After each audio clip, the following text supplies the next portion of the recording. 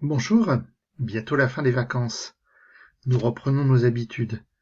Nous partons à la découverte à nouveau de l'évangile du dimanche.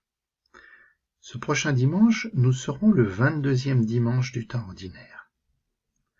Pendant quelques semaines, nous avons entendu des passages de l'évangile de Jean, un long discours de Jésus, le pain de vie. Nous reprenons maintenant la lecture continue de l'évangile de Marc. Alors souviens-toi, Jésus a montré à ses disciples l'importance d'avoir foi, d'avoir confiance en Dieu son Père et en lui. Et justement à Nazareth, dans son village, rien n'a pu se faire, car les gens connaissent trop Jésus pour comprendre qu'il est le Messie. Nous avons ensuite entendu Jésus qui envoyait ses disciples en mission pour annoncer la bonne nouvelle, le royaume de Dieu. Et nous avons enfin entendu ce qui se passait au retour de cette mission. Jésus qui essaye de prendre du temps avec ses disciples pour se poser, se reposer, mais qui est très vite sollicité par la foule. Alors nous reprenons maintenant la lecture de la suite. Voici les références du texte.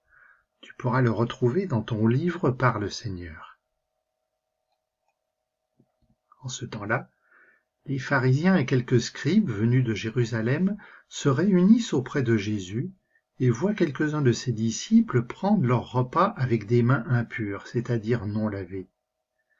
Les pharisiens, en effet, comme tous les juifs, se lavent toujours soigneusement les mains avant de manger, par attachement à la tradition des anciens. Et au retour du marché, ils ne mangent pas avant de s'être aspergés d'eau, et ils sont attachés encore par tradition à beaucoup d'autres pratiques, lavage de coupes, de carafes, de plats. Alors pour le moment, nous sommes dans la présentation de la situation. Les pharisiens, les scribes, ce sont les spécialistes de la lecture de la Bible. Tu l'as certainement déjà entendu, ce sont souvent ceux qui vont s'opposer à Jésus. Et ici, Marc arrête l'action et fait un petit peu un commentaire. Il nous explique que ces personnes respectent les traditions, et des traditions qui vont jusqu'à envahir tous les aspects de la vie. Et alors, où est le problème? Que va-t-il se passer? Alors les pharisiens et les scribes demandèrent à Jésus: « Pourquoi tes disciples ne suivent-ils pas la tradition des anciens? Ils prennent leur repas avec des mains impures. » Jésus leur répondit: « Isaïe a bien prophétisé à votre sujet, hypocrite, ainsi qu'il est écrit: Ce peuple m'honore des lèvres, mais son cœur est loin de moi. C'est en vain qu'ils me rendent un culte. Les doctrines qu'ils enseignent ne sont que des préceptes humains. Vous aussi, vous laissez de côté le commandement de Dieu pour vous attacher à la tradition des hommes. » Eh bien, Jésus n'y va pas mollo. Les pharisiens et les scribes se sont attaqués sur le terrain de la tradition, c'est-à-dire ce qui fait la vie, dans la famille, dans la société, et aussi à l'Église. Ce sont les règles de vie. Mais Jésus rétorque. Déjà, il leur dit que ce sont des hypocrites. Un hypocrite, c'est quelqu'un qui cache ce qu'il est, quelqu'un qui dit des choses, qui fait des choses, alors qu'en réalité, il ne les ressent pas. Et il cite le prophète Isaïe. C'est un prophète qui a vécu presque 600 ans avant Jésus. Alors où est le problème? Eh bien, le problème, justement, c'est ce qu'on fait des traditions.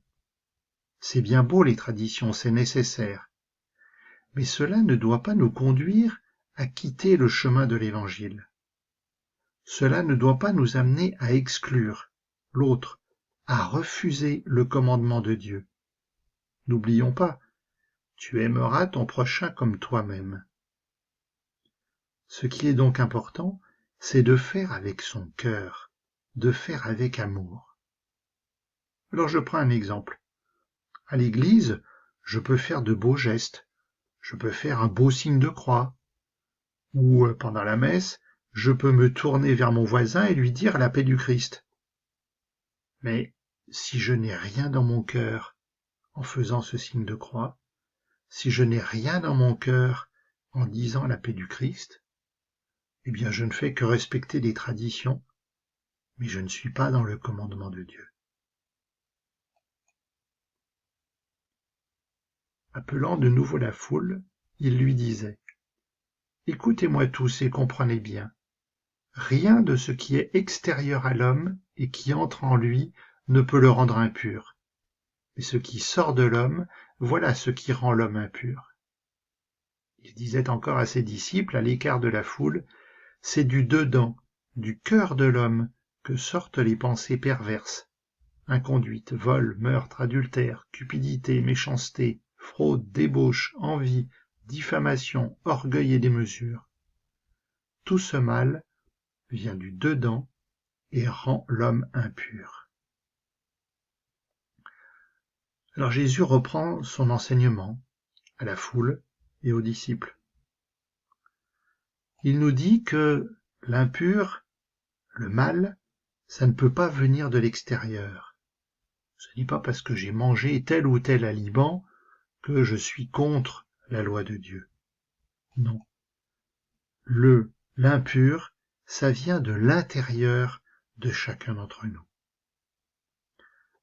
Et donc, en quelque sorte, Jésus renvoie la foule, renvoie les disciples, mais il nous renvoie, nous aussi, à ce que l'on appelle le discernement personnel, c'est-à-dire ce que nous avons au plus profond de notre cœur, ce qui fait notre personnalité, ce qui fait que nous posons des choix. Vais-je me laisser entraîner à faire le mal ?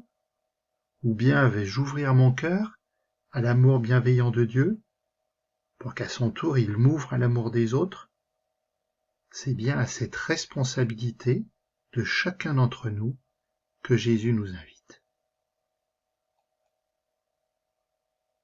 Père, je désire faire ta volonté, je désire te servir avec tout l'amour de mon cœur. Mais te servir, c'est imiter Jésus et regarder mes frères. C'est voir le malade et le visiter. C'est voir le tricheur et ne pas le juger. C'est revoir celui qui m'a blessé et le pardonner. C'est consoler celui qui pleure. C'est accompagner le plus petit et marcher à son rythme. C'est attendre patiemment, ne jamais désespérer. Père, je me rends compte que pour te servir, il me faut beaucoup de courage et de force. Aide-moi sur ce chemin. Donne-moi ton Esprit Saint. Merci Seigneur. Amen.